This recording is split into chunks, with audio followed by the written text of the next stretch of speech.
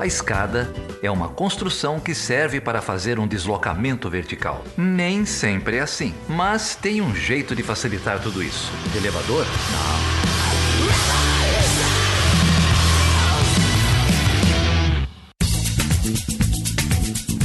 Então, gente, atendendo a pedidos, né, Débora? Que tava todo mundo pedindo por esse programa. Tava mesmo. Todo mundo ansioso pra tentar entender, sair das análises superficiais da imprensa, né, gente? Atendendo a pedidos, trouxemos aqui de volta o Áureo Toledo. Áureo vocês conhecem, já é da casa, professor de Relações Internacionais da UFO, da Universidade Federal de Uberlândia, professor da graduação e do programa de pós-graduação.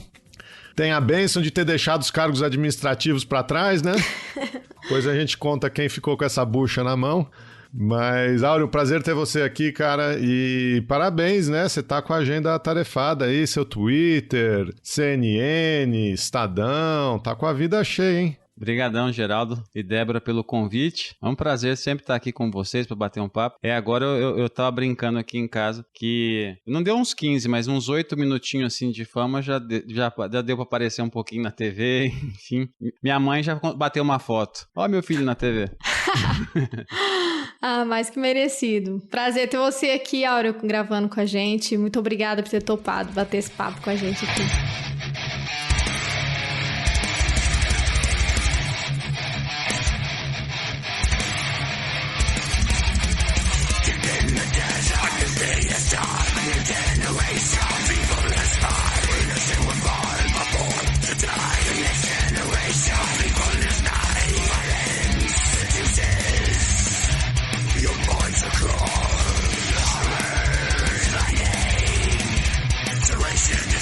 Bom, a gente está gravando no dia 1º de setembro, um dia depois do prazo final, né, para retirada, não sei se só das tropas, dos civis, enfim, para retirada, né, do Afeganistão.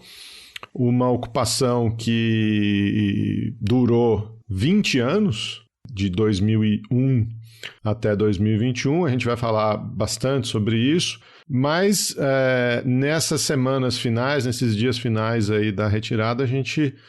lógico que o ator principal vinha sendo o Talibã até então, e aí tivemos a entrada de um outro ator nessa cena, um braço do Estado Islâmico atuando no Afeganistão. Então, Áureo, se pudesse comentar, explicar pra gente um pouco, né? Explicar para o ouvinte um pouco desses atentados dessas últimas semanas e a relação desses grupos, né? O que está acontecendo no Afeganistão agora? Beleza, eu acho que eu vou começar então pelos atentados, né, no aeroporto de Cabul e explicar para o ouvinte quem são essas pessoas que cometeram os atentados. Os atentados foram cometidos por um braço do Estado Islâmico, é o Estado Islâmico Khorasan. O Khorasan faz referência a uma região que engloba partes do Irã, do Afeganistão e do Paquistão. Esse braço do Estado Islâmico, ele surgiu, os indícios é de que ele surgiu em 2015 e 2016, e ele é relativamente ativo, bastante ativo inclusive na região. Desde então, em 2017, já havia sinais de que ele já estava tendo enfrentamentos com o Talibã, e isso é importante ser dito. O Estado Islâmico é um grupo odiado, talvez seja um dos poucos consensos ali entre os atores da região. Ele é odiado pelos Estados Unidos, pela Rússia, pela China, pelo Paquistão, pelo Irã, pelo antigo governo do Afeganistão e também pelo Talibã, né? O ponto que eu chamo a atenção nesse atentado é que, na minha avaliação, me parece que foi um atentado que ele só foi possível devido a toda a situação caótica que estava no aeroporto de Cabul, né? Toda a retirada atrapalhada dos Estados Unidos, né? A evacuação toda afobada, fez com que se criasse uma situação que surgissem diversos alvos, potenciais alvos militares, não só dos Estados Unidos, mas de outros países no aeroporto de Cabul, um aeroporto que não é conhecido pela sua grande segurança. Então, eu estou chamando a atenção disso porque muitas pessoas eu já vi dizendo, né, agora o Estado Islâmico Khorasan vai ser o grande desafiador do Talibã no Afeganistão. Eu ainda acho que é precipitado dizer isso por conta da correlação de forças. Esse é um grupo, o Estado Islâmico Khorasan, que deve ter no máximo, aí, pelas estimativas que eu consegui pegar, 8.000, 8.500 militantes. O Talibã Talibã tem entre 60 e 75 mil militantes. O Talibã herdou uma força, um arsenal agora dos Estados Unidos considerável, né? Tem armas, enfim.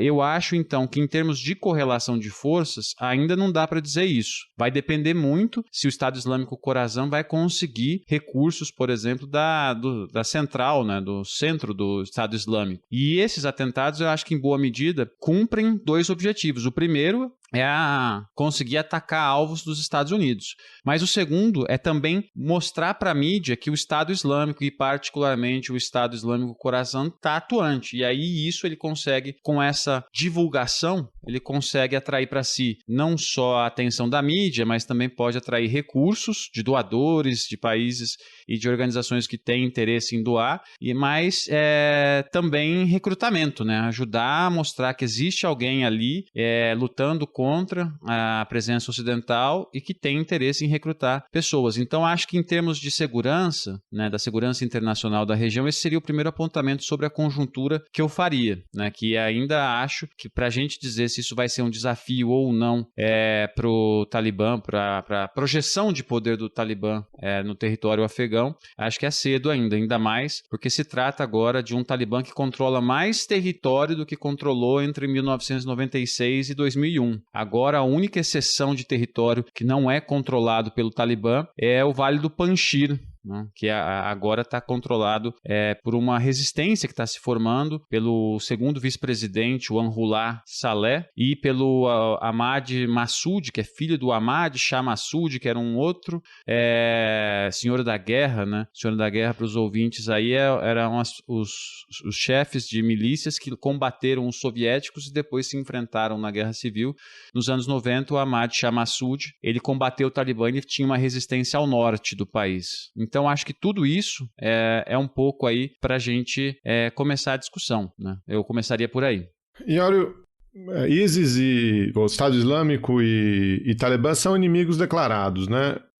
Por quê? São projetos de poder diferentes, são vertentes do Islã diferentes? Esse racha vem da onde?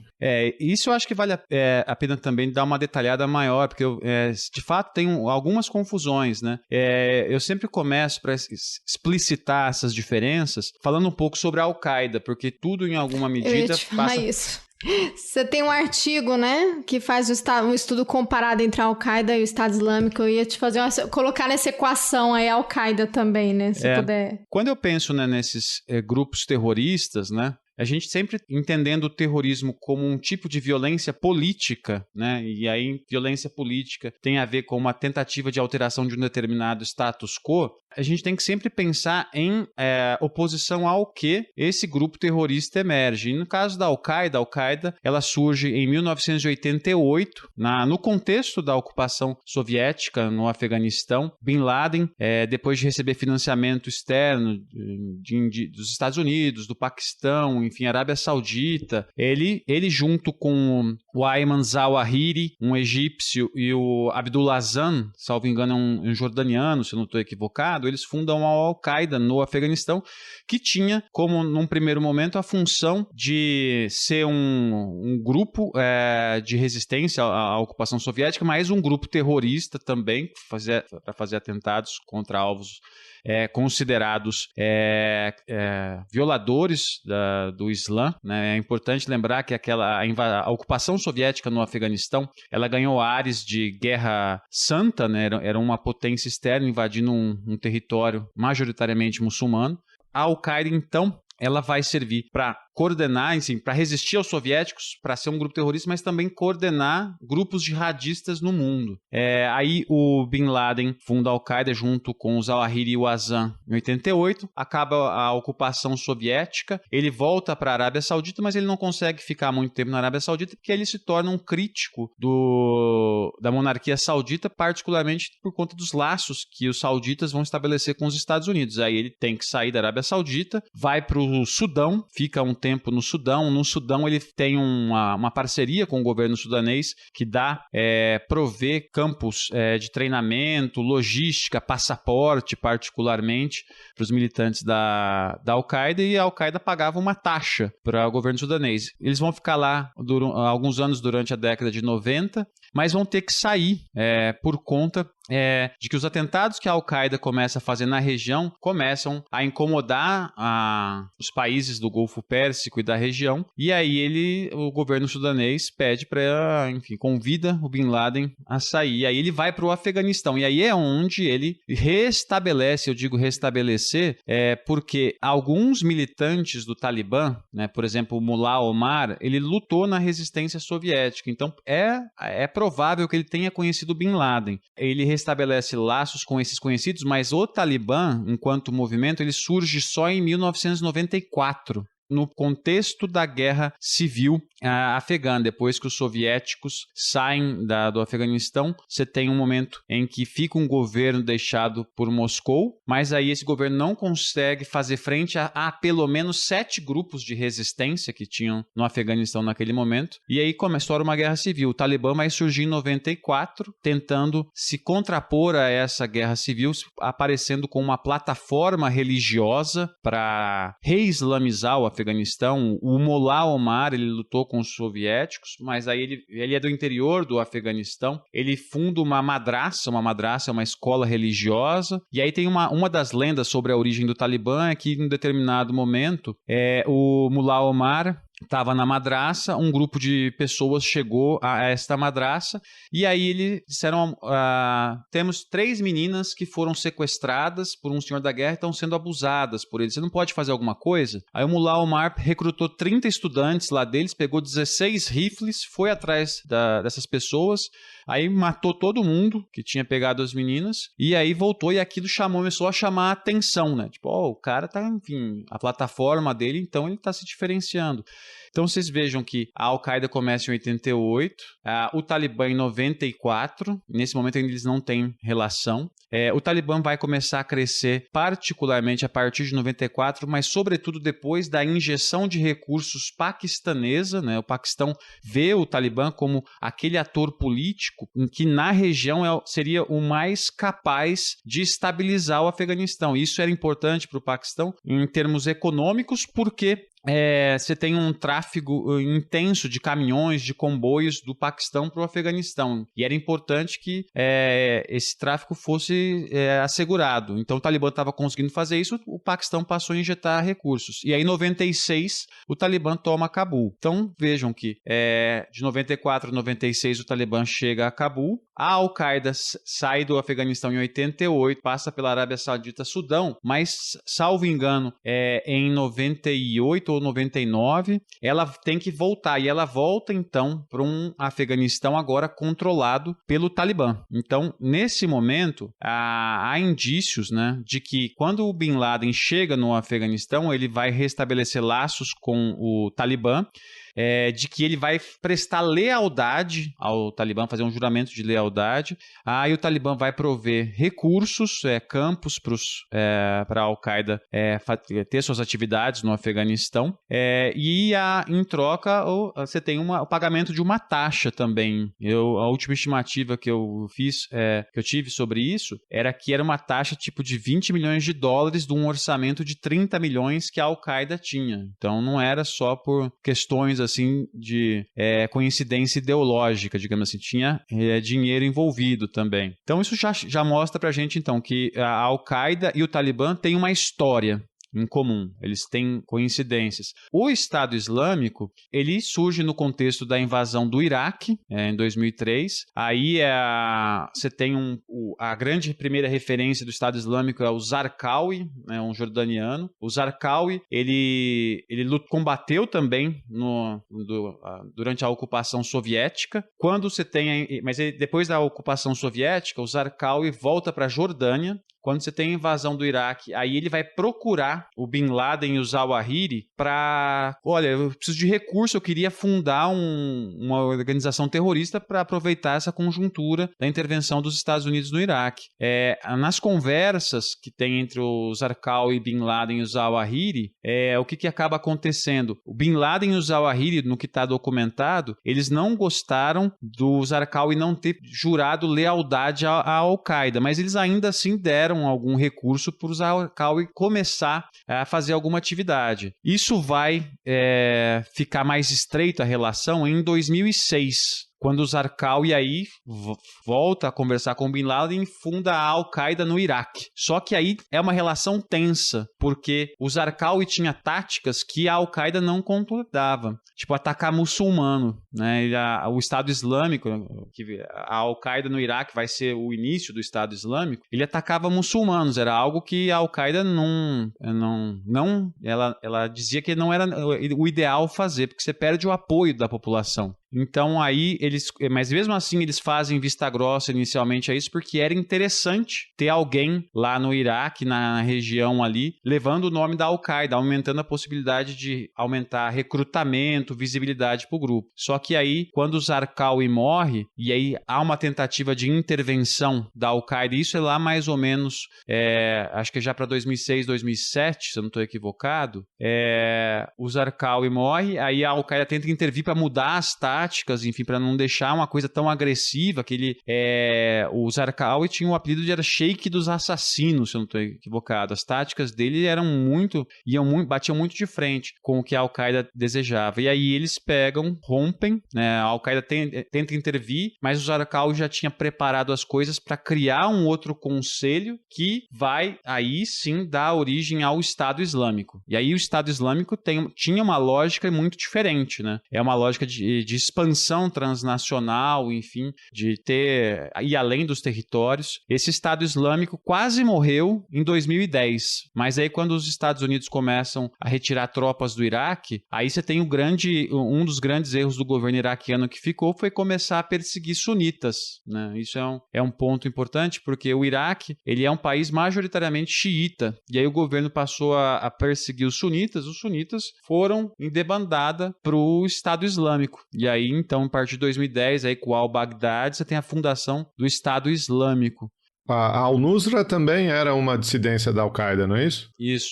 A Al-Nusra era um braço da Al-Qaeda na Síria. E aí as duas, né, quando você tem os sunitas fugindo do Iraque, né, os americanos saem em 2011, os xiitas começam a perseguir os sunitas cruzam a fronteira, vão para a Síria no meio da Guerra Civil Síria, de novo uma situação permissiva, né? Porque guerra civil ninguém controlava nada. E aí dessas duas dissidências da Al-Qaeda sai o Estado Islâmico, é isso? No caso, o que vai acontecer? Quando você tem a guerra civil na Síria, né, em 2010 você tem a perseguição aos sunitas do governo iraquiano. 2011 a guerra na Síria, e que permite, que bagunça todo o entorno ali, que vai permitir esse cruzamento nas fronteiras. Aí o Estado Islâmico vai fazer o quê? Ele vai tentar... É uma coisa quase de autofagia. Ele vai pegar a Jabhat al-Nusra e vai tentar incorporar ela. Aí a al-Nusra pede uma intervenção da Al-Qaeda na situação. Fala, olha, eles estão querendo, isso aqui não está certo. O Zawahiri tenta intervir. E aí, quando ele tenta intervir e não consegue, aí vai acontecer o quê? Aí tem o racha definitivo. Aí a Al-Qaeda e o Estado Islâmico racham de vez. E aí se tornam inimigos declarados. E o Estado Islâmico, então, segue o caminho. E aí o Estado Islâmico, em termos de radicalismo, ele vai se destacar, vai ser muito mais extremado. A Al-Qaeda,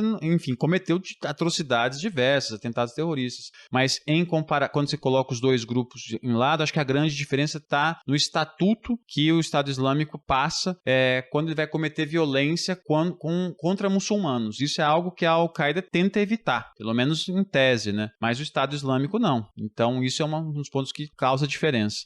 A pergunta inicial que eu te fiz, por que o Talibã e o Estado Islâmico são inimigos declarados, passa pela relação do Talibã com a Al-Qaeda, né? Porque existe essa relação, esse juramento de lealdade, de aliança entre Talibã e Al-Qaeda, e porque o Estado Islâmico é uma dissidência, exatamente uma dissidência da Al-Qaeda, logo o Talibã não pode ser aliado, enfim, ou ter qualquer tipo de relação com o Estado Islâmico, é isso, né? Isso, e acrescenta-se a isso também ao Estado Islâmico no Khorasan, né? Porque o Estado Islâmico no Khorasan é uma tentativa de expansão do califado para a região que englobaria pedaços do Afeganistão, que, enfim, é de projeção de poder do Talibã. Só tem uma curiosidade sobre isso. É um caso anedótico aí, que é que quando eu estava em 2014, eu fui fazer o pós-doutorado, o meu primeiro projeto era tentar fazer pesquisa de campo no Afeganistão. A minha ideia era ir lá e fazer uma discussão. Eu queria ver se reforma do setor de segurança, enfim, você vê na ingenuidade, né? Enfim, você acha que é fácil. E foi justamente num momento em que, quando eu fui começar a correr atrás disso, ver que era caro, que era difícil chegar, mas um dos argumentos que me passaram foi justamente esse: olha, nesse momento a situação de segurança lá não está das melhores. Há indícios de que o Estado Islâmico está chegando lá. E aí agora, depois que eu fui analisar as coisas, era justamente nesse momento em que você tem o Estado Islâmico Khorasan chegando, né? Ele já, naquele momento, os números não eram tão grandes, mas pelo menos desde 2017 você teve uma série de enfrentamentos entre Talibã e o Estado Islâmico Khorasan já no território afegão.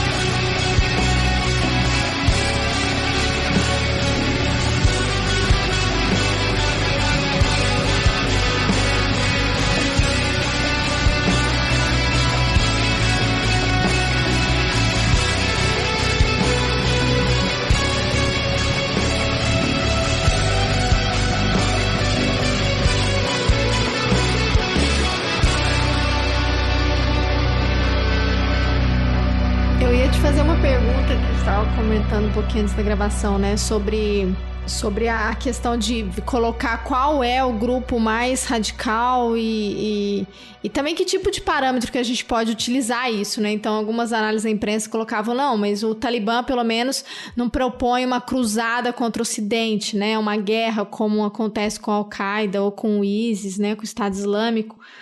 Mas é uma coisa que choca, assim, né? Analisando, embora as negociações já aconteciam do governo americano, o fato é que o governo americano até antes do atentado colocava o Talibã como um inimigo, né? Como inimigo, às vezes acontecem, né? O secretário de defesa deu uma entrevista e disse, não, às vezes as armas ficam mesmo, isso pode acontecer, mas em nenhum momento propondo diálogo com o Talibã, meio que colocando a culpa na própria população, né? A Fernanda Magnotti escreveu um texto sobre isso, né? Sobre como deixou nas contas, na mão da vítima, né?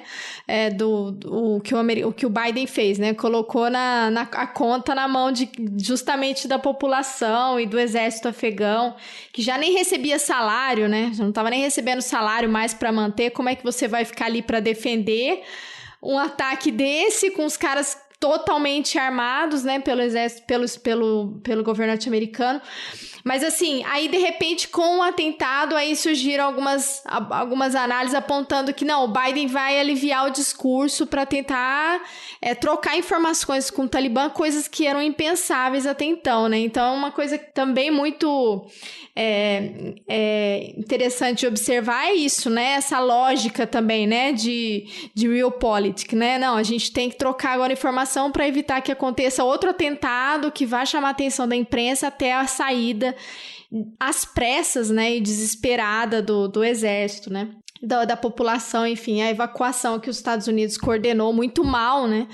Mas eu queria, se pudesse explorar um pouquinho isso, assim, sobre como ficou a relação do governo americano depois do atentado no aeroporto com o Talibã. Eu acho que agora o atentado pode colocar ao Talibã uma agenda que vai, em alguma medida, atrair a atenção dos Estados Unidos, mas não só dos Estados Unidos, mas também da China, da Rússia, né, que tem interesse nessa agenda vou dizer assim, de contra-terrorismo, mas é com um alvo específico, né, com o Estado Islâmico, né. O ponto, então, aqui que eu chamaria a atenção é para o fato de que o Estado Islâmico atuando no Afeganistão, ele pode, em alguma medida, trazer apoios que o Talibã até então não esperava. Esse dos Estados Unidos, eu acho que se o Talibã, enfim, comprar essa agenda, enfim, de combater, pode receber alguma benesse. E esse é um ponto importante. É uma das coisas que eu chamo a atenção. O Talibã vai precisar de apoio internacional, né? Ele tinha um orçamento aí estimado em março de 2020 que colocava ele como um dos grupos terroristas mais rico do mundo, né? Ele é considerado o grupo terrorista do Talibã por alguns governos. Era um orçamento da casa de 1,6 bilhão de dólares em março de 2020. O orçamento do governo afegão era 5,5 bilhões de dólares. Mas ele vai precisar mais do que isso para governar, né? Ele vai precisar agora, para ter capacidade governativa, fazer política pública, ele vai precisar de muito dinheiro. As reservas internacionais estão congeladas, a maior parte está em Nova York, no Federal Reserve. Você tem os saques emergenciais que o FMI já disse que o Talibã, não, por enquanto, pelo menos não vai ter acesso, mas agora isso talvez mude, né? Vamos ver como é que vai ser. Mas esse, de fato, é o que você bem disse, Débora, é a Realpolitik atuando aí agora. Os Estados Unidos não tenho dúvida, né? Isso talvez até Geraldo e vocês saibam melhor do que eu, vai conseguir começar a desenvolver canais de diálogo com o Talibã. E engraçado, engraçado não, irônico, né? Porque isso na década de 90 já tem relatos de quando o Talibã estava chegando ao poder, que o subsecretário de Estado à época, se não me engano, era o Robin Raphael, ele já tinha tido contatos com o Talibã, ficou sabendo pelo Paquistão que era um grupo que estava emergindo, enfim, que valia a pena ficar de olho. Então eu acho que esse tipo de negociação agora vai existir, vai ser necessária. O ponto que eu chamaria a atenção aqui vai ter a ver muito como é que o Talibã vai se organizar, porque esse é um ponto que vale a pena ser explorado. Entre 2001 e 2021, o Talibã ele teve que se reorganizar para sobreviver. Eu estava vendo um dado que diz que foram mais de 18 mil mísseis disparados contra o Afeganistão no início da Operação Liberdade Duradoura. O Talibã ficou destroçado em 2002, assim, ele estava destroçado. Há indícios de que ele fez questão, né, em alguns momentos, de tentar entrar nas negociações de paz, os acordos de bom, mas ele foi excluído. Isso talvez tenha sido um dos grandes pecados. Ele tentou entrar, não conseguiu, porque ele estava vendo, olha, a gente está muito mal, mas de 2002, 2003 em diante, grupos talibã espalhados no Afeganistão começam a se organizar. E aí a reorganização ela vai dar um caráter diferente para o grupo. Vai ser algo que, enfim, seguindo aí o pessoal que analisa, né, os analistas sobre o Talibã, eles chamam de vai ser um caráter policêntrico. O Talibã vai ter vários centros espalhados, vai ter o pessoal mais ao norte, mais ao sul, mais ao sudeste, e isso vai ser muito importante porque num momento histórico em que a gente vê cada vez mais ataque via drone, via míssil teleguiado, se você centraliza tudo e os caras te acham, é só mandar um míssil lá e acaba com tudo. Então essa natureza policêntrica foi que permitiu, né, deu alguma capacidade de coordenação e sobrevivência em 20 anos para o Talibã. Agora, o que a gente tá se esperando, né, é ver como é que esses vários centros vão se organizar, porque uma das questões agora é o centro que chegou primeiro a Cabul não era o centro principal, né? Particularmente a rede Haqqani, que dá apoio ao Talibã, ela não fazia parte do centro que é mais ao sul, que foi durante muito tempo o grande aí, centro nervoso, né, que organizava o Talibã. Então há toda uma discussão agora sobre se essas divisões vão ser exploradas também, né? Então, por parte, eventualmente, dos atores internacionais interessados no Afeganistão, eventualmente até, não sei, mas se o Estado Islâmico Khorasan vai ter alguma capacidade de explorar essas diferenças, acho que então tudo isso é algo que a gente vai ter que acompanhar bem aí de perto, para ver como é que vai ser esse futuro governo do Talibã, levando em considerações essas divisões internas, mas também o quanto ele vai negociar com os atores domésticos e internacionais. Agora, eu acho que a gente podia dar um passo atrás, acho que em dois sentidos, né? Uma ocupação de 20 anos, muita coisa acontece, né? Enfim, a gente pode fazer esse corte de várias maneiras, né? Quem entrou no Afeganistão foi o Bush filho, depois do Bush filho veio o Obama, depois o Obama o Trump, agora estamos com o Biden.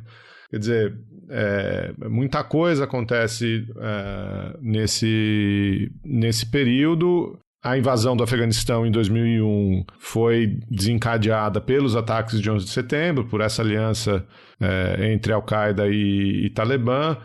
O Bin Laden, organizador da Al-Qaeda, foi ser achado no Paquistão em 2011, quer dizer, só aí você já tem 10 anos, né?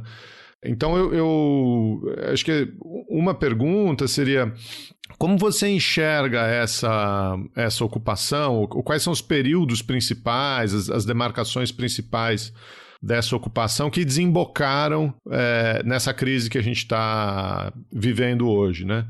E aí eu também ia jogar na pergunta assim: como é que você chegou nesse tema, né? Porque, se eu não me engano, eu cheguei a ver você como um calouro na universidade em 2002. Quer dizer, você começou ali logo após a invasão de 2001. Então, mas como é que você chegou nesse tema? E aí, essa classificação desses períodos, né? Enfim, que são esses 20 anos de Afeganistão, de Estados Unidos no Afeganistão? Eu vou começar com a segunda. Como é que eu cheguei no Afeganistão? Eu estava brincando com os estudantes dos cursos que eu dou aula aqui na UFA. Eu falei, olha, gente, agora vocês não desistam dos seus sonhos, né? Quando eu comecei a me interessar pelo Afeganistão, o pessoal falava, mas que você vai estudar Afeganistão? Enfim, vai estudar outra coisa. Eu falei, demorou 20 anos, mas agora minhas pesquisas estão tendo algum espaço. Mas as brincadeiras à parte, o meu primeiro interesse com o Afeganistão veio em 2001, quando eu entrei lá na PUC, no curso de Relações Internacionais, e eu me lembro que no primeiro semestre eu estava lendo o jornal e vendo a TV e eles estavam bombardeando aqueles budas gigantes lá na região de Bamiyan. E aquilo me chamou muita atenção, porque até então o que eu conhecia do Corão não tem nada disso, de intolerância religiosa. Então aquilo me chamou muita atenção. Eu falei, nossa, mas por que isso, né? Aí comecei a ler, mas lendo muito de jornal, assim. E aí, quando tem 11 de setembro, aquilo estoura, né? Eu falei, nossa, isso aqui acho que vale a pena investir mais, né? Porque agora tá todo mundo correndo atrás, eu acho que vale a pena, tá na agenda, né? Então tem que estudar. Aí eu comecei, então, fiz a minha primeira pesquisa, foi uma pesquisa de iniciação científica, em que eu fiz, o título era O Discurso e a Prática do Alcorão pelo Governo do Talibã. E aí, nela, eu fui estudar particularmente o que o Talibã fazia com relação às mulheres, dizia e fazia com relação às mulheres, mas e o que estava no Corão. E aí eu tentei fazer esse cruzamento. E aí eu vi, nossa, as atrocidades feitas contra as mulheres no Afeganistão foram terríveis, né? Você tinha lá o Departamento da Promoção da Virtude e Prevenção do Vício. E mulheres não podiam fazer nada. Não podia, tinha que andar de burca, mas tinha que estar sempre acompanhada, não podia usar maquiagem, não podia usar salto alto. Quando eram acusadas de adultério, elas eram apedrejadas, enfim, eram coisas chocantes, mas nada disso tinha respaldo no Corão. É uma interpretação extremamente equivocada do que está lá no livro sagrado do Islã. Aí só que daí, quando eu fui para o mestrado, aí eu resolvi ir para a área de segurança internacional. Aquela pesquisa que eu fiz na iniciação científica, que foi na área de antropologia, para os programas de RI eu não conseguiria ter uma linha de pesquisa lá para que eu pudesse desenvolver o trabalho. Então aí eu fui para a área de segurança para estudar a reconstrução do Afeganistão no mestrado. Então aí com base na pesquisa de mestrado, o que eu consigo ver em em termos da ocupação desses 20 anos. Você tem o primeiro momento, que é 2001, depois de 2001, que aí são o processo de paz, os acordos de Bonn. E nos acordos de Bonn, ali tem o primeiro grande pecado, né? O pecado de Bonn, que eu chamo, que é quando um acordo de paz é uma tentativa, né? Eu venho dizendo isso, de você apresentar um futuro para a sociedade. É você chegar e falar, olha, a gente não pode se matar, a gente tem que conviver e vamos conviver juntos. Tem que ter um futuro. O que vai ser feito? Ali tem dois pecados. O primeiro pecado é a premissa que informou a intervenção dos Estados Unidos, que era uma premissa muito menos interessada em reconstruir o Afeganistão e muito mais centrada na caçada ao Al-Qaeda e ao Bin Laden, que, como você bem lembrou, né, Geraldo, foi pego no Paquistão em 2011. Mas isso já chama a atenção. Os Estados Unidos tinham uma outra perspectiva. Em determinados momentos ele teve que dar uma maquiada, dizer que estava reconstruindo, mas nunca foi a prioridade. O Biden escancarou isso agora. O segundo pecado foi a exclusão política. O Talibã foi excluído dessas negociações. Para pensar o futuro do país, um grupo como o Talibã ser excluído, ele tem que pagar, teria que ter mecanismos de justiça de transição para os crimes que o Talibã cometeu, mas ao excluir o Talibã, você excluiu os Pashtun, né? A principal etnia, em termos quantitativos, do Afeganistão. E aí você não constrói futuro quando você exclui uma quantidade de pessoas dessa do processo de paz. Além disso, você tem as exclusões de atores regionais. Paquistão e Irã não tiveram nenhum envolvimento mais substantivo no processo. Então, esse seria o primeiro momento, 2001, 2002 ali, mais ou menos. De 2002 até 2005, mais ou menos, de 2002 a 2005, é o momento em que você tem a reorganização do Talibã, que os diversos centros espalhados pelo Afeganistão vão começar a se organizar, vão mandar cartas um para o outro, e isso é algo que chama muita atenção, é uma reorganização do Talibã, mas que já vai chamar a atenção do Paquistão. O Paquistão, isso está documentado, já em 2004, eles já estão colocando dinheiro de novo no Talibã, já final de 2004 para 2005, há indícios de que houve uma reunião do Talibã, desses diversos centros, em que autoridades paquistanesas estiveram presentes. Então o Paquistão estava vendo que os rumos da intervenção não estavam chamando a atenção, os rumos da intervenção não estavam indo na direção que lhes era conveniente, a presença dos Estados Unidos estava fortalecendo muito a Índia. O Paquistão tem uma questão fronteiriça com o Afeganistão também, a fronteira que divide os dois países é chamada linha do Han. Ela divide os dois países e separa aos separados, mas é uma região majoritariamente composta por Pashtuns. Então é uma questão que para o Paquistão também é importante. Então ele já começa a reinvestir, então você tem esse período de reorganização. Então 2001, 2002, os pecados de Bonn. 2002 aí até 2005, a reorganização do Talibã. 2005 em diante é a ascensão. E aí ele começa então a crescer.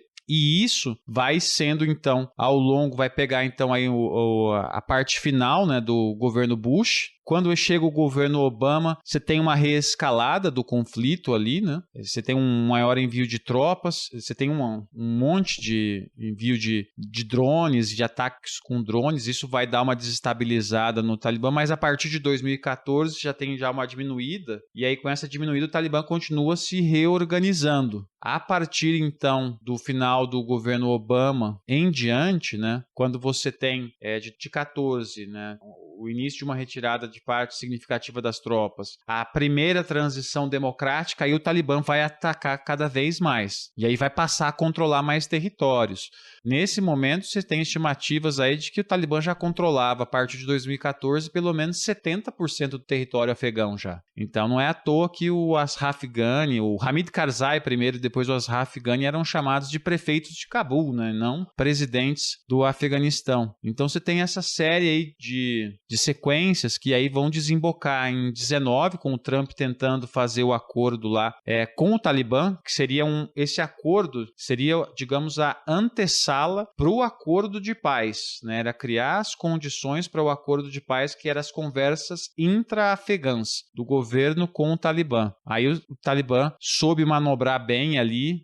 Acho que ele deu até uma blefada algumas vezes. Falou, eu quero que vocês saiam. O Trump falou, beleza, a gente sai. E aí, tá bom, então. Eu acho acho que, enfim, teve algumas coisas aí que ajudam a entender.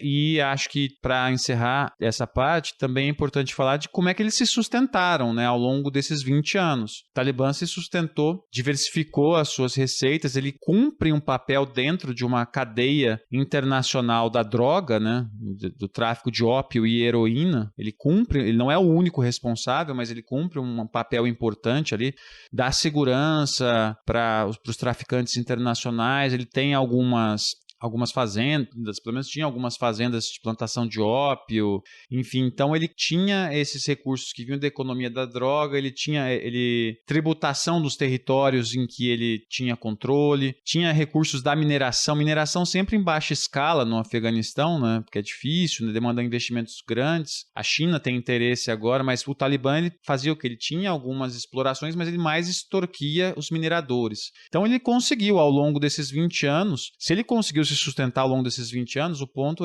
sempre se soube como é que eles ganhavam dinheiro. Nunca foram nas finanças do grupo apertar eles para desbaratar, né? A brincadeira que eu faço é, com a ajuda de repórteres, né? Eu aqui de Uberlândia consegui mapear. Se a CIA, enfim, as agências de inteligência deviam saber isso com muito mais detalhe do que a gente sabe, né? Mas você não sabe nada de guerra às drogas, Áureo, não é assim que faz guerra às drogas. Não tenha dúvida. Eu ia fazer uma pergunta sobre isso, né? Sobre a questão do Afeganistão sempre precisar de ajuda externa, né? E como esses 20 anos serviram, na realidade, nunca foi para o povo afegão, né? Como você colocou, né? Eram os interesses norte-americanos ali. E foi uma estrutura, também, se o Geraldo puder explorar também essa questão da construção de um governo estável, que na verdade nunca aconteceu e que foi financiado, né, pelo governo norte-americano durante todo esse tempo. E aí, se vocês puderem, de repente a gente fazer um exercício aqui de pensar o que pode ser a partir de agora, né? Se o Talibã talvez... Eu acho que o que a gente está acompanhando, você escreveu um texto sobre isso também, né, Áureo, de que... talvez por interesse econômico o Talibã passe a aparência de que vai adotar uma conduta mais moderada, mas a gente tem visto que não tem sido isso, não tem sido dessa forma, né? Mas como ficaria essa questão da ajuda externa, né, do financiamento de outras potências aí para o país? Se vocês puderem falar um pouco quais são os interesses, né, das principais potências com relação ao Afeganistão. Não, esse eu acho que é um assunto central, viu, Débora? Porque, historicamente, o Afeganistão ele é um país dependente de ajuda externa. Se a gente parar para pensar, voltar na formação das fronteiras do Afeganistão, as fronteiras afegãs, elas surgem de uma disputa entre impérios. Era o Império Britânico, vindo ali pela Índia, pelo que é o território hoje da Índia e do Paquistão, e o Império Russo, ao norte do Afeganistão. Então, as elites afegãs, né, tem aquela história, né, da formação dos estados europeus, né, que as elites dos estados europeus negociavam com a sua população, extraíam recursos para fazer guerra externa e isso formou os estados. No caso do Afeganistão, as elites afegãs, elas negociaram com as potências externas, atores internacionais, para ficar no poder, né, para garantir o território. E o acesso à população local sempre foi muito difícil, né? Então, toda a tentativa de centralização de poder no Afeganistão sempre foi muito complicada e sempre ficou muito dependente de ajuda externa. Isso é um traço histórico, infelizmente um traço histórico. As interferências internacionais ali na região criaram essa condição crônica, né? Hoje, quando a gente olha para a situação, o Talibã vai precisar dessa ajuda externa mais do que nunca para governar. E essa ajuda externa é muito importante porque durante muito tempo, boa parte dos serviços prestados pelo Estado afegão, uma parte eles conseguiam custear com o PIB, com as suas receitas próprias,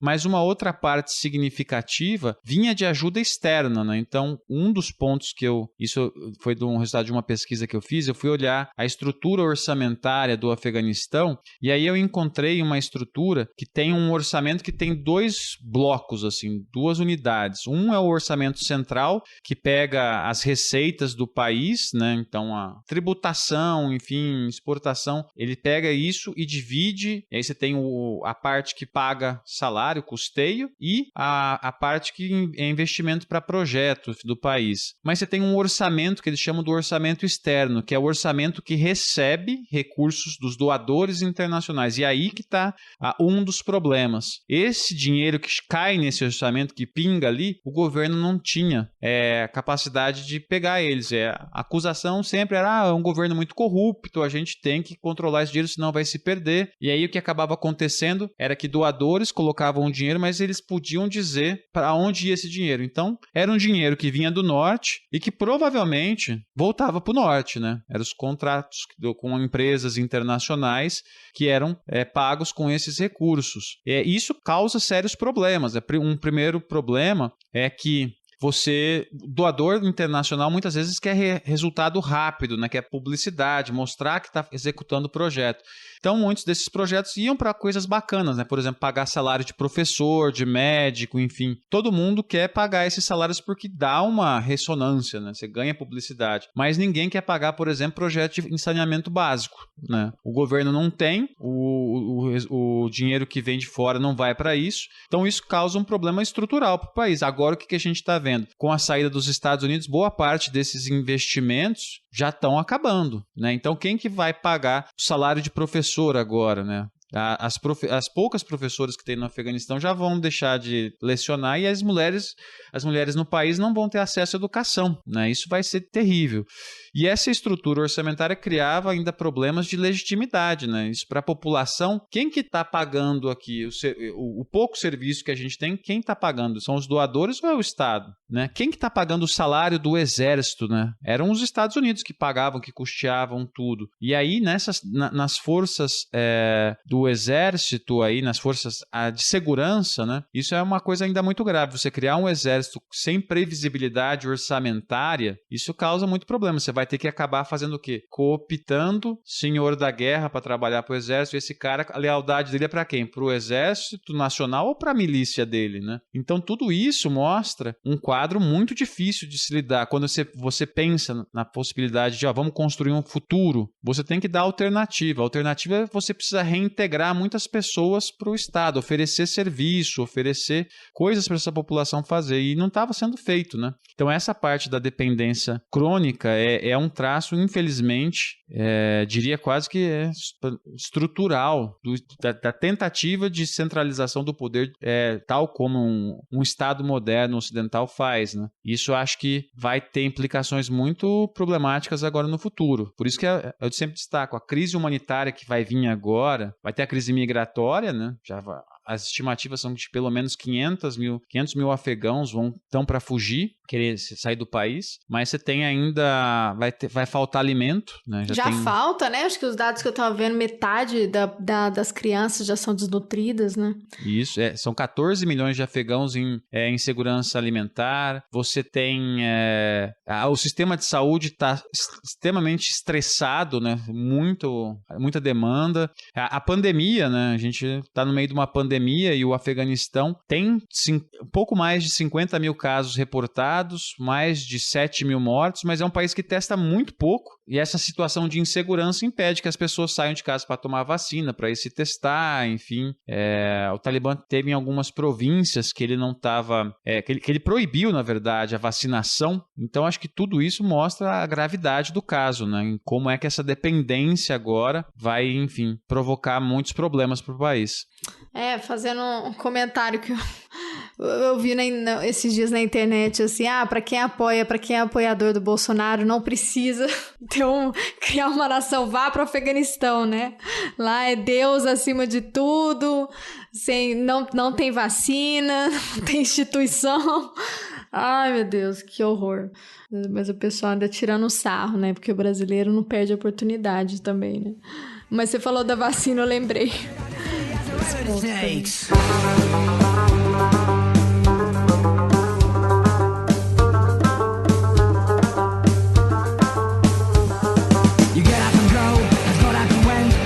Motherfucker, you won't happen again. You started with the goosebumps over and over.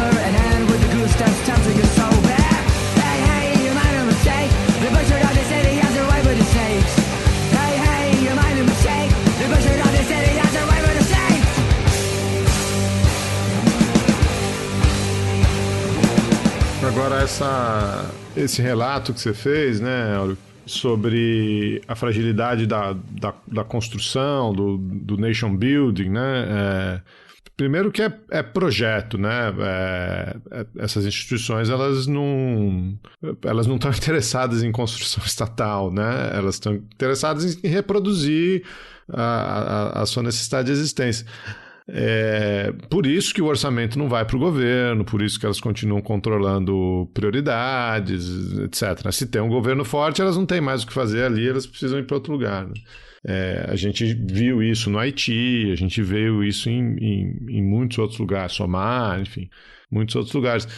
Mas você estava narrando essa história de 2001 para frente, e eu lembrei da frase do Marx, né, que a história se repete primeiro como tragédia, depois como farsa, né?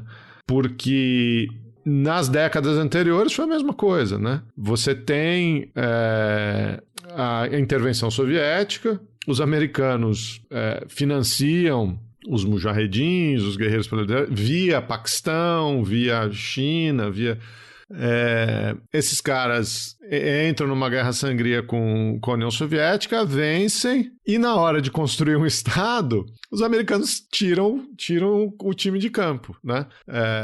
O dinheiro para... Não, o nosso problema era com os soviéticos, agora vocês se viram aí. E aí de 89 para frente você tem essa guerra civil que você narrou agora há pouco, que vai desencadear no Talibã, né?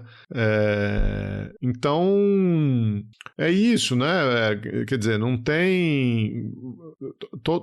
a todo momento que existe a possibilidade de fortalecimento de uma estrutura estatal autônoma, orgânica, isso não acontece, né? E invariavelmente você vai ter uma nova crise, você vai ter um novo conflito, né? Não tenha dúvida. Quando a gente pensa na situação do Afeganistão hoje, né, muitas pessoas, não, são 20 anos, né? Um estudante nosso aqui na UFO, né, que eu estou dando aula agora para o 3º período, um estudante nasceu depois de 2001, né?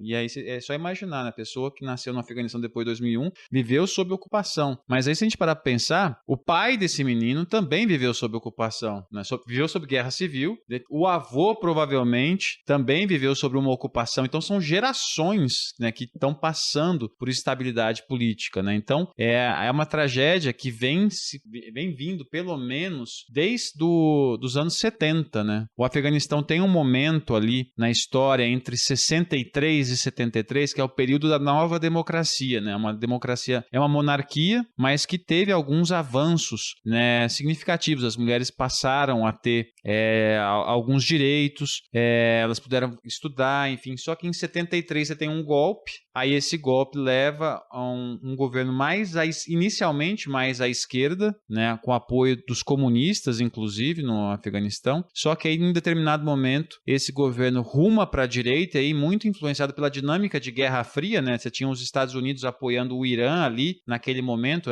o Irã pré-revolução de 79, né? Então, você tinha uma pressão dos Estados Unidos ali via Irã em cima do Afeganistão. Aí você tem todo o descontentamento dos comunistas com o governo mais à direita. Aí o golpe de 78 dos comunistas. Os comunistas resolvem fazer uma série de reformas laicas, inclusive, né, a tirar a centralidade da religião na vida afegã, enfim.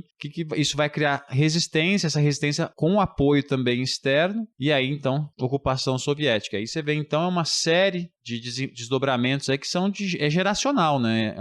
São gerações que viveram sob conflito, sob guerra, né? Então é um legado muito triste, né? Quando eu paro e avalio, né? Eu estava vendo a situação mais recente, você teve uma transição democrática em 2014 no Afeganistão, você teve alguns avanços importantes ser dito, né?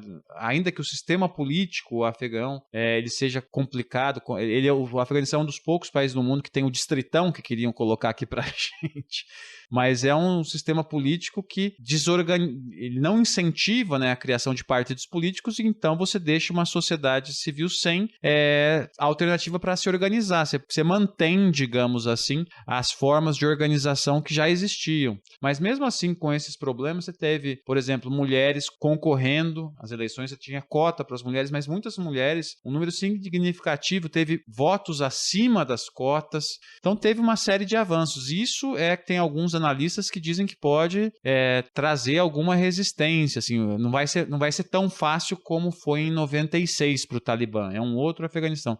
Eu torço para que seja assim, mas no final das contas, se ficar uma situação enfim, que faltar assistência, eu não sei quanto tempo essa resistência aí pode aguentar.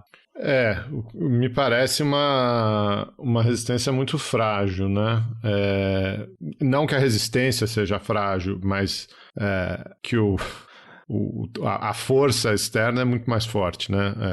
Acho que a gente tem que louvar, né, essas iniciativas de resistência. Se tem alguma esperança, resta com elas, mas me parece que a força a ser impressa pelo Talibã vai passar por cima. E também tem o comentário que você fez um pouco antes, né, sobre os prefeitos de Cabul, né? Também é difícil entender o quanto dessas reformas eram efetivamente orgânicas. O Ghani mesmo, o último presidente, o pessoal dizia que ele falava inglês melhor do que a língua local, né? Falava a língua local com sotaque e tal, o cara foi funcionário do Banco Mundial, etc. Então, eu olho essas coisas com tristeza, né? Com algum ceticismo. Agora, eu acho que a outra coisa que a gente podia explorar é um pouco o papel do Afeganistão na geopolítica, né? Ou ao contrário, né? O papel da geopolítica mundial no conflito, porque o primeiro grande... Não o primeiro, né? A gente diz que o Afeganistão é o cemitério dos impérios, etc. Mas esse encontro mais recente, né, do Afeganistão com a política internacional foi marcado pela dinâmica da Guerra Fria. Você acabou de descrever a necessidade da ocupação soviética, enfim, estimulada também pela Revolução Iraniana. A Revolução Iraniana, as pessoas às vezes esquecem, né? O Irã e o Afeganistão têm fronteira, o Afeganistão tinha fronteira com a União Soviética, né? Então, o movimento do Islã político também gera ali grupos locais, né? Focos de resistência, enfim. Os comunistas não tinham controle, a União Soviética entra no Afeganistão e os Estados Unidos entram para cutucar a União Soviética, né? O Brzezinski dizia que o Afeganistão era o Vietnã soviético, se orgulhava de ter instado o conflito ali, enfim. Então, estão demarcados, né? Os anos 70, os anos 80 estão demarcados nesse contexto da Guerra Fria. Nos anos 90, o Afeganistão fica meio esquecido, talvez a não ser ali pelo Paquistão, que enfim, fronteiriço, estimula de novo o Talibã, mas ninguém olha muito ali. O Talibã emerge, hospeda a Al-Qaeda. Nos anos 2000, você tem a entrada dos Estados Unidos em cena, também um pouco meio não contestado, né? A Rússia do Putin ali naquele primeiro momento até gosta do discurso da guerra ao terror e vai usar para fazer outra coisa, vai usar para matar checheno. A China também vai usar o discurso da guerra ao terror para outras coisas. E a minha interpretação é que essas potências regionais ficam olhando para os Estados Unidos ali e ficam dizendo, bom, fica à vontade, né? Vocês estão enfiando os pés pelas mãos e, enfim, a gente não vai se meter aqui. No primeiro momento, a União Europeia é arrastada, né? Aquela primeira invasão, ela, diferente da invasão do Iraque, a invasão do Afeganistão tem apoio internacional, tem autorização do Conselho de Segurança das Nações Unidas e tal. Mas agora a situação parece um pouco outra, né? A situação geopolítica parece um pouco outra, com Rússia e China já se posicionando, né? Como é que você lê essa geopolítica local ali na região? Essa eu acho que vai ser a questão definidora, eu imagino, Geraldo, para o futuro agora. A gente tem ali, nessa região, né, Eu parto do seguinte diagnóstico, né? A situação do Afeganistão, a estabilização e eventual pacificação é uma questão que vai depender do entorno regional. Porque a gente viu os Estados Unidos, cansei de ficar aqui, vou embora. Ele pode fazer isso. Os outros países não dá, né? Geografia, território, eles estão ali, vão ficar ali. Então a gente tem pelo menos ali 5 países que são chave: Irã, Paquistão, Rússia, China, Índia, ainda que não faça a fronteira direta, vai ser central. O Irã talvez seja a situação mais ambivalente, porque ele quase entrou em guerra com o Talibã em 99. Eles tiveram um atrito muito grande. O Talibã cometeu um atentado na região de Herat, que matou 11 civis, tinha 9 diplomatas iranianos, quase foram a vias de fato à guerra. E o Talibã também sempre perseguiu a etnia Hazara, que, salvo engano, eles são maioria xiita. Então eles sempre tiveram uma situação tensa. E ainda mais que durante os anos 90 e início dos anos 2000, né, pelo menos primeira década, você teve um fluxo de refugiados muito grande, afegãos que entravam no Irã, do Irã iam para a Turquia e daí iam para a Europa. Então, é uma relação tensa. Só que aí nos últimos anos, particularmente com o governo Trump, quando você tem as sanções em cima do Irã, o Irã vai começar a desenvolver algumas afinidades com o Talibã, né? E a principal delas qual é? É querer que os Estados Unidos saiam, né? Então isso vai ser um ponto importante. O Irã, nesse momento, ele tem uma afinidade de querer que os Estados Unidos saiam, e tem a questão também de qual vai ser o fluxo de refugiados que vão usar a rota via Irã para sair do Afeganistão. Isso vai ser uma questão. Só para fazer um parênteses, né, Áureo? Irã que estava cercado, né? Que via tropas americanas no Iraque de um lado e tropas americanas no Afeganistão de outro, né? Então... Perfeito. Ele estava cercado e agora um dos cercos, uma das partes do cerco foi embora. Então, isso seria a questão do Irã. No caso do Paquistão, né, a gente comentou um pouco, o Paquistão tem interesse direto, particularmente por essa questão fronteiriça, é uma fronteira muito porosa, que tem muitos pashtuns que vivem ali. É uma região que muitos chamam de Pashtunistão, tamanho, a quantidade. Tem um ramo do Talibã no Paquistão também. Então o Paquistão tem interesses devido a essas questões fronteiristas, mas também aí entra no outro player aí na jogada, que é a Índia. Com os Estados Unidos no Afeganistão, a Índia passou a ter algum protagonismo mais destacado no entorno ali, particularmente via projetos de investimentos indianos no Afeganistão. Né? Então, a Índia passou a ter algum protagonismo ali, e aí os ganhos relativos, né? Ganhos e perdas relativas. Aí uma Índia mais forte não interessa de maneira nenhuma para o Paquistão. Então, a situação para o Paquistão ali vai ser nesses termos, né? Ele apoia o Talibã, porque um governo alinhado com os interesses paquistaneses implica mais força contra os indianos. E os indianos, era interessante ter os Estados Unidos, porque você tinha um acesso a um mercado, você tinha investimentos, enfim, que estavam sendo feitos. E isso agora está em suspenso.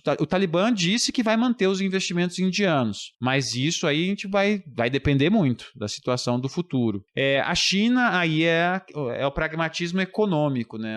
O grande projeto chinês, né? O Cinturão e Rota, você tem pelo menos 2 grandes rodovias que passam pelo Afeganistão. Tem uma que liga Cabul até Peshawar, no Paquistão. Então, você tem esses grandes interesses chineses econômicos que, enfim, para o Talibã vai ser muito interessante. Você tinha 2 grandes projetos chineses, um, se não me engano, era um oleoduto que passava numa região do Afeganistão e o outro era um envolvendo mineração. Eles tiveram que ser cancelados por questões da estabilidade, né, do Afeganistão. E aí, pelo menos desde 2015, os chineses já vêm conversando com o Talibã, reconhecendo como um grupo com relevância política no Afeganistão, e enfim, que merece ter alguma atenção. Então, para os chineses ali, o Afeganistão garantindo que eles não vão criar tumultos na fronteira com a China, na região aí que tem os uigur, né? Não vai desestabilizar essa região. Para os chineses, o Talibã pode ficar. E aí os russos, o grande interesse num primeiro momento é na fronteira do norte do Afeganistão, né? Que é o Turcomenistão, o Uzbequistão e o Tajiquistão ali. O grande interesse russo é, primeiro, a questão do Estado Islâmico, né? O recrutamento, a capacidade de recrutamento que o Estado Islâmico pode vir a ter na região. Então, eu vi recentemente uma notícia de que a Rússia vem conversando com o Talibã mais tempo que a gente imagina, pelo menos uns 4 anos.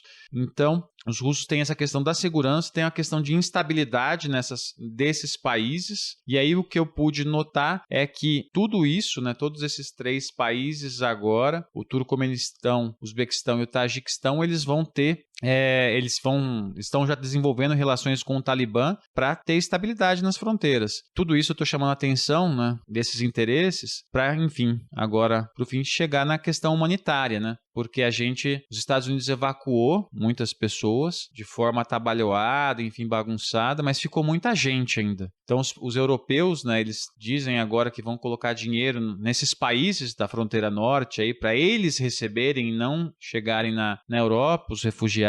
Mas o ponto importante né, os europeus estão prometendo vistos humanitários, né? O Brasil disse até que ia dar alguns vistos humanitários também agora, mas o ponto para dar esses vistos, a gente tem que ter meios para que essas pessoas saiam do país, né, para usufruir do visto. E é isso que tem que ser visto. Ao que tudo indica, a única região ali que, se essas pessoas começarem a ter dificuldade para sair do Afeganistão, a rota mais fácil para eles saírem vai ser a rota via Irã, e uma rota que os traficantes de droga fazem na região do Baloquistão, lá no Paquistão. Enfim, estou dizendo tudo isso porque o ponto se tiver alinhamento com o Talibã e o Talibã começar a falar não pode sair mais ninguém e ninguém vai poder começar a ter dificuldade para entrar, criar muro e tal, vai proliferar uma indústria que já teve muito no passado, né, que são os coiotes, né, que a gente via no México, que tem muito no México, na fronteira dos Estados Unidos, lá no Afeganistão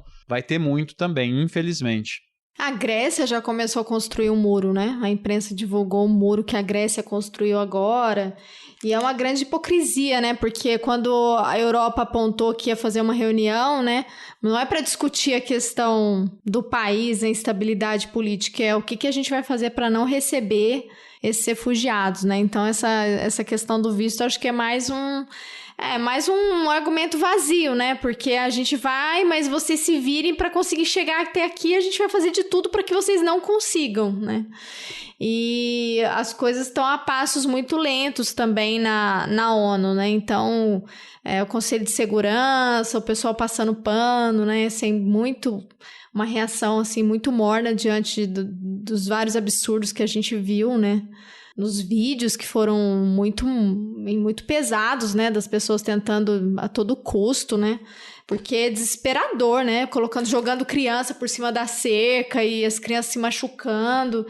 E eu acho que eles estão mais preocupados com o deles, né? Como que isso vai afetar.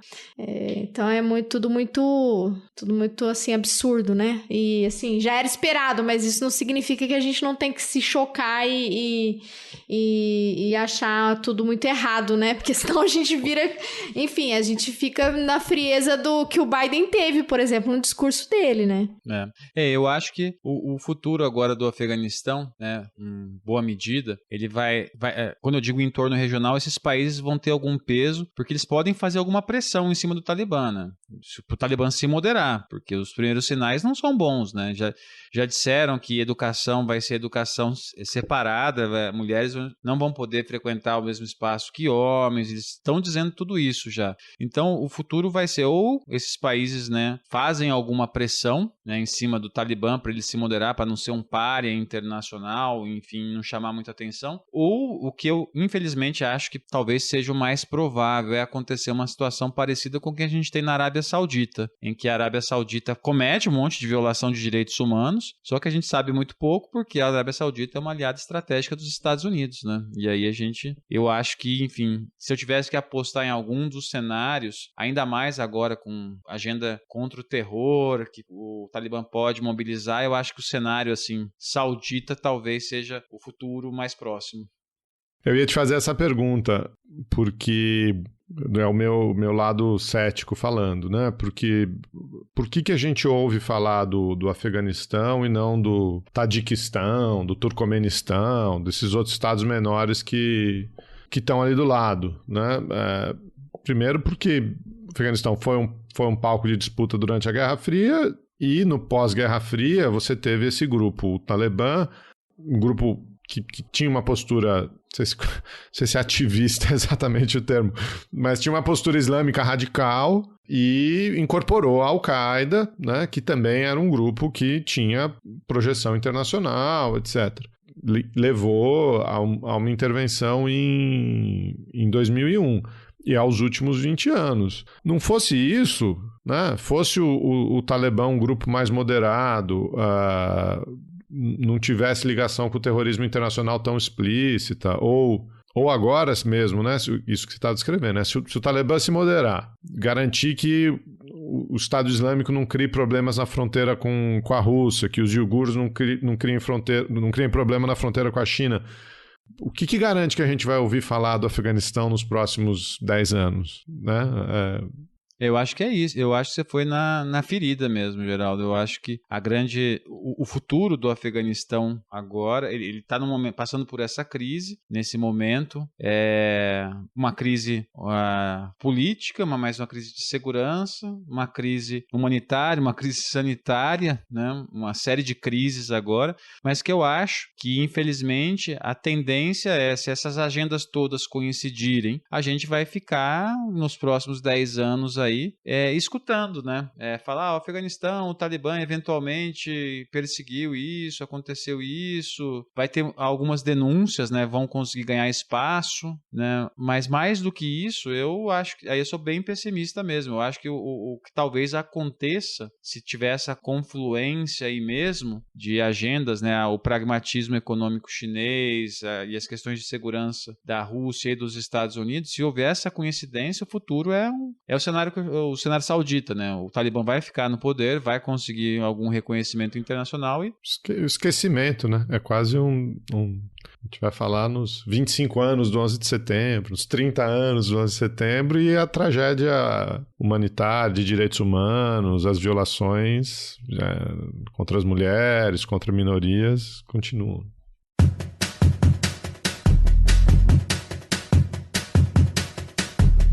No burqa at all your common places. No burqa posters of huge faces. No burqa don't know what they say. No burqa they just stare far away. Bom, a gente tá terminando super animados, né? Com um cenário assim muito bom. Mas vamos seguir acompanhando e...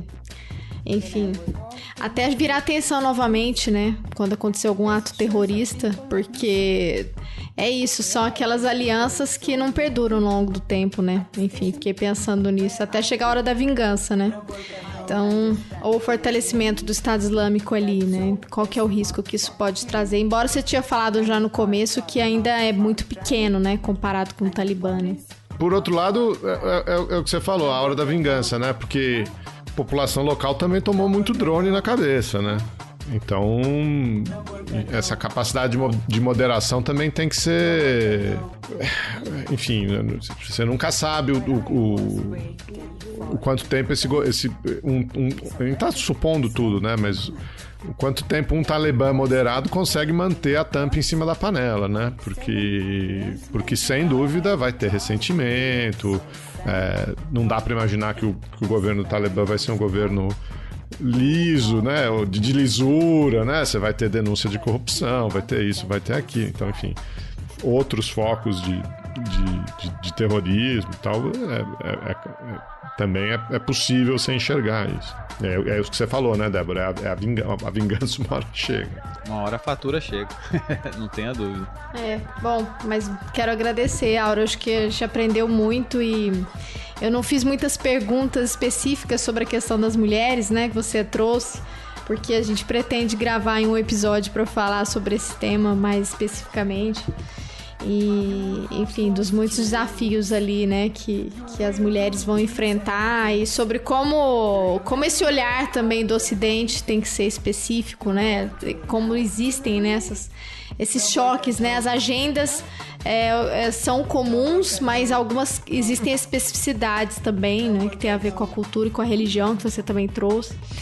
Mas a gente pretende continuar falando sobre o Afeganistão, quem sabe num próximo episódio. A gente está tentando organizar, então quero agradecer a sua participação, a gente aprendeu demais, eu aprendi demais, tenho certeza que os ouvintes também.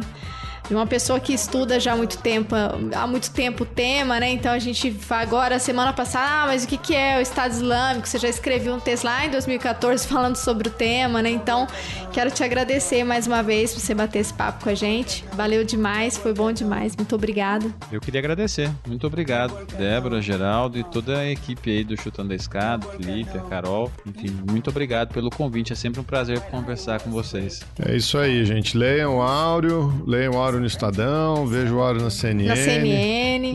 Fala fora Bolsonaro lá na CNN pra gente. Uma plaquinha assim. Eu tô catalogando aqui, tem pelo menos 3 fios interessantíssimos no Twitter sobre mulheres, sobre financiamento do Talibã, sobre o Estado Islâmico. Sigam aí o @ToledoAurio. E é isso aí, seguimos. Valeu. Bom demais, valeu, Áureo. Obrigada. Valeu.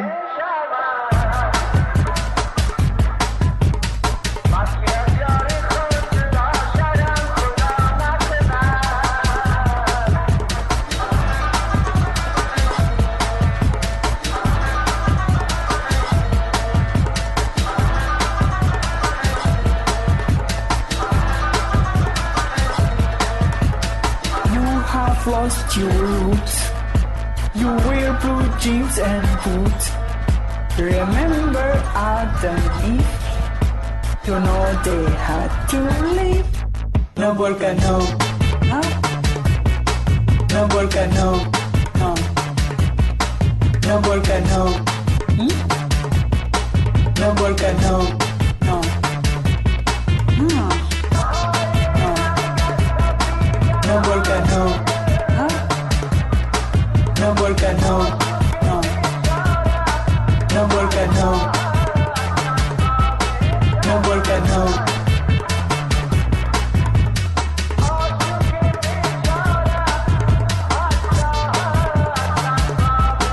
No burqa, no, no. No burqa, no. Você acabou de ouvir mais um episódio do Chutando a Escada. Para apoiar, acesse chutandoaescada.com.br/apoio.